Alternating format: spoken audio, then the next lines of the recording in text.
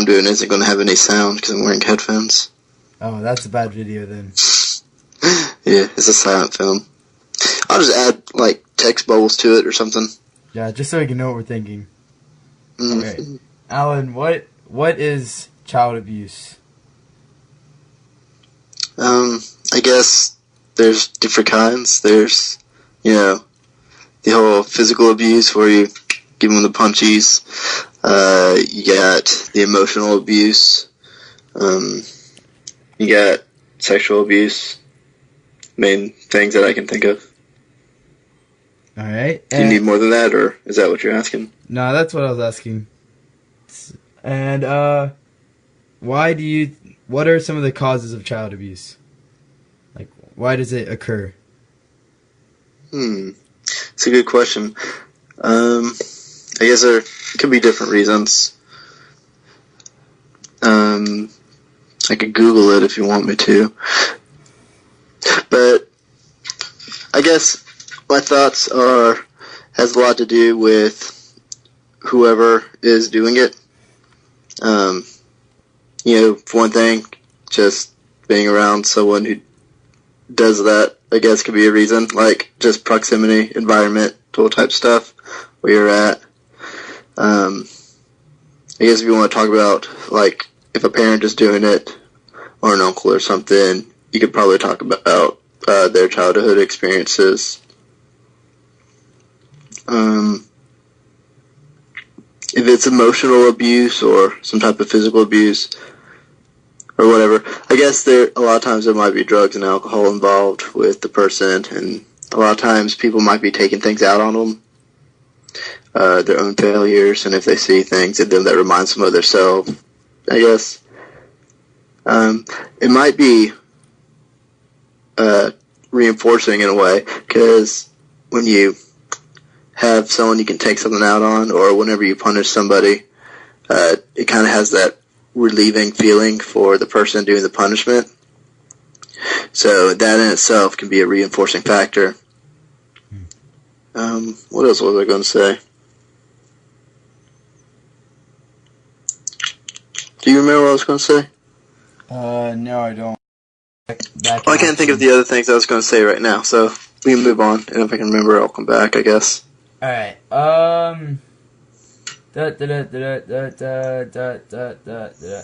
what are some of the effects of child abuse? Well, depending on what's going on, I mean, there can be a lot of, physical damage to the child in question, and emotional as well. It can be long-term physical stuff, I guess, if it's really bad. Long-term emotional stuff, if it's, it will tend to stick with them. There could be a lot of, like, depression, I guess, could be a thing. But also, I think a lot of guys or girls or whatever might have trouble with, like, the opposite sex growing up. Not really knowing how to interact with people or with others. Maybe some shyness here and there. I've heard that's kind of common. But there's, I think, a lot of people, as they get older, I mean, they carry it with them, So depression can be a thing that'll stick with them. Alright, what are some visual ways to recognize when child abuse has happened? Like, how can you see, like, looking at a child, whether they've been abused or not, like, how they act and stuff? Sexual behavior, maybe, trying to, or, I mean, if you see, like, marks on them, or bruises, or hurtness, having, stories that are stereotypical of, them, like, oh no, I ran into a doorknob, that's why I have a black eye. Like, things that don't always, seem common. But, yeah, I guess sexual behavior in kids, or like being kind of inappropriate in that way, I guess can be a warning sign. Alright. If they're being abused in that way, I guess. What is the recommended action that a kid should take if they're being abused? Well, depending on who's the abuser, I mean, you could go to your parents, or you can tell your teacher. I guess you could call the police. Teachers usually work out pretty good. School systems have a lot of things like the teachers are pretty much required to report anything, even if they suspect it. So can't go wrong. Yeah. Cool. What should the school teachers do if they, or what should the school teachers look for? Or I guess we've already asked that. What should the school teachers do when they have like suspicion of it, or when a child comes to them? What should the school teachers do? Yeah. To follow the procedures that they have to do. I guess probably. I don't know what they usually do as far as that goes. They just report it. They can report it to DFACS. They can report it, I guess, to the principal or guidance counselors. All those kind of people could help out. But DFACS is usually, I guess, a good thing because they'll investigate stuff. I guess they're like the government body that's over that kind of thing. Alright, what do you think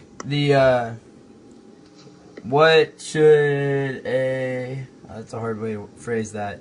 What should be the proper action taken by the officials? Like, if a child has been abused, it's been reported, what should be the punishment, per se, in your opinion, for child abuse? And, like, what steps should be taken as far as, like, the child and, like, custody and stuff?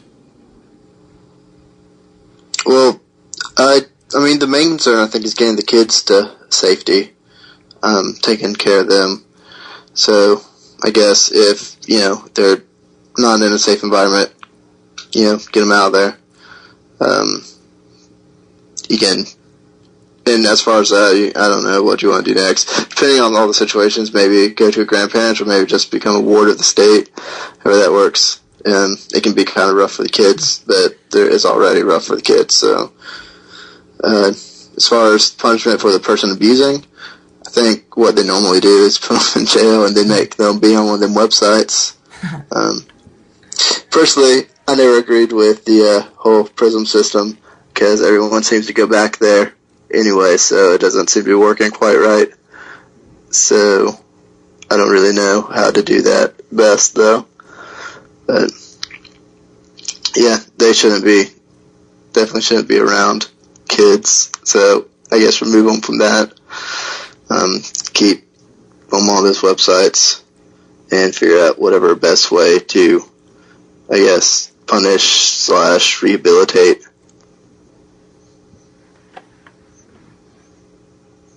Yeah.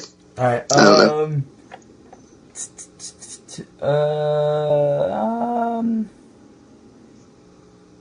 Hold on. Alright. So, with the custody and stuff, what steps do you think a parent should do if they have abused their children and lost custody to regain custody, or if they should be able to regain custody?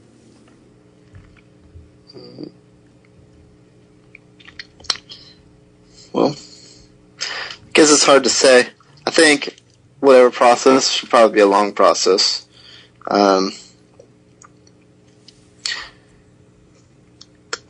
Because, I mean, you want to make sure, like, if you're going to give them back custody, you got to make sure that, they're going to behave. I don't know. So I don't really know what they're doing now as far as that goes. I guess you would have to prove it in some way. Classes could be a thing, but also just, I think you would have to, like, show clear, like, change in your lifestyle. But I mean, people tend to stay on this list for life, so I don't really see, like, if it's like a lifelong kind of behavior like that would suggest to me, then it probably wouldn't work out for getting them back at all. But if it is a thing that can be changed about them, then that whatever it takes to do that should be what should be done. That answer didn't help you at all, I'm guessing, but... No, it's good.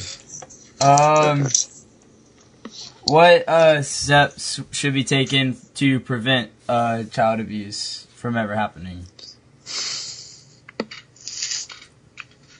I mean, I feel like, well, I think they do have you take parenting classes and everything before having a kid, or if you're going to be like, you know, doing it at a hospital, I think they'll make you watch videos and stuff. But I really think that parenting training should be a thing, for sure. I also think that, what was the question? It was, how to prevent it. Yeah, prevent it. Well, there's, I mean, you know, training for the people who are going to be around the kids, like teachers, doctors, all that stuff, is, you know, kind of do that, I guess, and churches or whatever, anyone who's dealing with kids.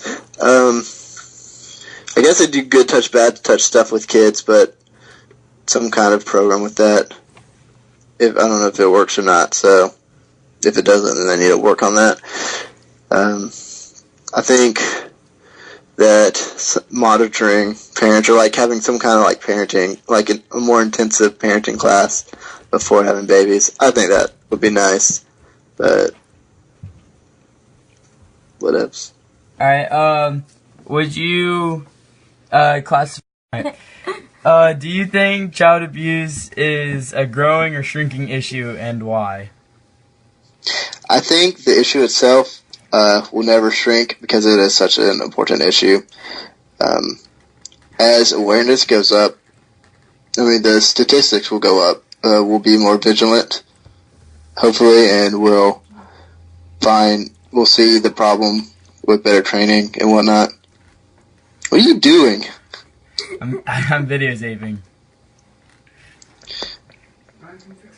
Anyways, as awareness goes up, the statistics will go up with it. It look like more people are doing it, but it's probably about the same people happening.